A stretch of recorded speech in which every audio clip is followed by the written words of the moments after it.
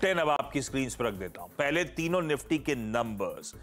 Bajaj finance numbers तो फीके, लेकिन वो आरबीआई से जो उन्होंने गुहार लगाई है रिस्ट्रिक्शंस हटाने की, वो इनकरेजिंग। देखते हैं स्टॉक कैसे बिहेव करेगा।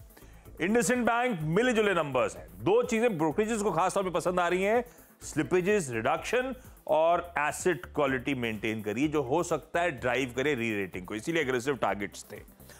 टेक महिंद्रा नंबर्स तो फीके एक्सपेक्टेड थे, वैसे ही आए हैं। ये कि बहुत लो से मार्जिन्स बाउंस बैक कर गए हैं, पर इंपॉर्टेंट ये है कि नए सीईओ मोहित जोशी साहब ने अपना रोड मैप रख दिया है 3 साल का, और बड़े एग्रेसिव टारगेट्स 3 साल के हिसाब से रखे हैं। यहां से मार्जिन डबल करने की तैयारी, वो ज्यादा इंकरेजिंग है स्टॉक के लिए। आईटी के कुछ रिजल्ट्स जिस पर रिएक्शन होना है, LNT take, Cyient, emphasis, Zensar. सच बोलूं तो सभी थोड़े थोड़े ठंडे ठंडे, जो ठीक हैं वो जेंसार और एम्फेसिस के थोड़े बहुत ठीक नजर आएंगे आपको।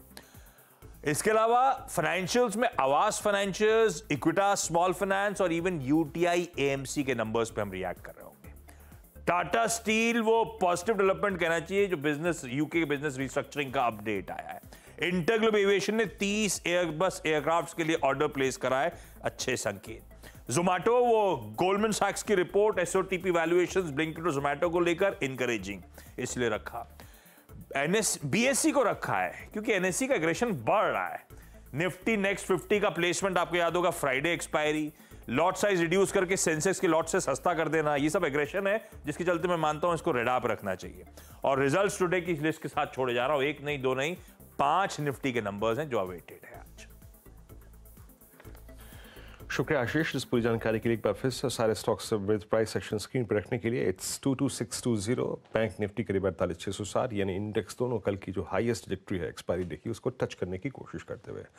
अनुजा, अब आते हैं लेवल्स टू वॉच पे। रणनीति हम मोटे तौर पे सिर्फ समझ चुके हैं, लेवल्स टू वॉच और अप्रोच करेगी। देखिए बीरू, फर्स्ट 22,650 से 22,700 थोड़ी सी रेजिस्टेंस मिलेगी आपको यहाँ पर, और मुझे लग रहा है एक बार ये क्रॉस होगा तो उसके बाद सीधा 22,775 जो आपका ऑल टाइम हाई है। सपोर्ट है 22,354 से 22,373, 10 और 20 डे एक्सपोनेंशियल मूविंग एवरेज। कल निफ्टी ने एग्जैक्टली वहीं से बाउंस बैक दिया, वो ऑब्वियसली, और देखिए मूविंग एवरेजेस ऊपर आ रही है तो मतलब मार्केट स्ट्रॉन्ग है, सिंपल चीज़ है। कल 22,300 पर थी मूविंग एवरेज, आज 22,350 पर है। बड़ा सपोर्ट आपका 22,150 से 22,200 पर है, 50 day exponential moving average.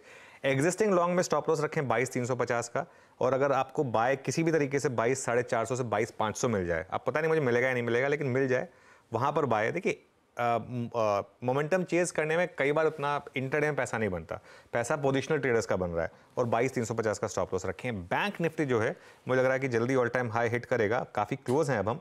48,500 to 48,700 first resistance है, हम उसके अपर साइड पर खुल रहे हैं वैसे, और बड़ी रेजिस्टेंस फिर 49,000 टू 49,100 जहाँ पर ऑल टाइम हाई प्लेस्ड है आपका। 47,850 टू 48,000 फर्स्ट सपोर्ट है, और 47,400 टू 47,500 बड़ा सपोर्ट है। 47,800 आपका स्टॉप लॉस होगा अब हर लॉन्ग ट्रेड में, थोड़ा नीचे ऑब्वियसली यहाँ से, लेकिन बैंक निफ्टी में थोड़ा रखना पड़ेगा डीप आपको। और अगर आपको जोन मिल जाए 48,000 टू 48,100 किसी भी कारण से, वहाँ पर एक बाय बनेगा विद 47,800 एज स्टॉप लॉस।